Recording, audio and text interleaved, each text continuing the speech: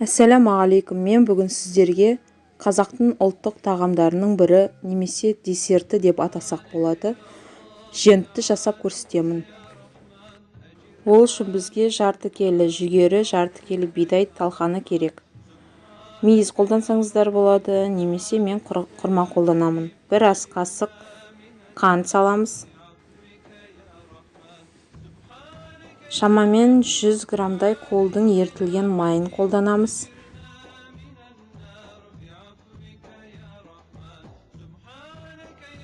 Ертілген қолдың майын талқанымызбен араластырып аламыз.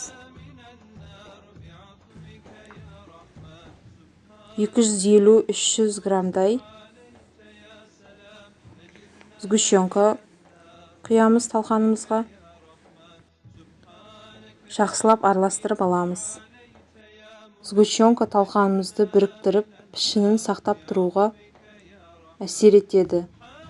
Сіздер мейіз қолдансаңыздар болады, мен құрманы майдалап турап пайдаланатын боламын. Барлығын жақсылап тағы да бір мәрте араластырамыз.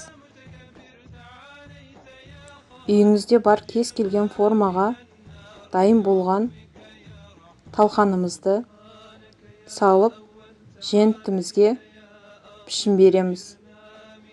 Мен кекске арналған роза пішінді форманы пайдаланамын.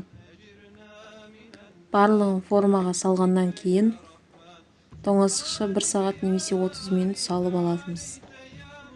Тоңазытқышты менде 1 сағат тұрды. Енді формалардан женттерімізді шығарып, әсемдеп орналастырамыз. Женттеріміз дайын болды. Біздің каналға тіркеліп, қоңыраушаны басып, комментарий жазып қалдыруды ұмытпаңыздар. Ұнаса лайк, ұнамаса дизлайк басыңыздар.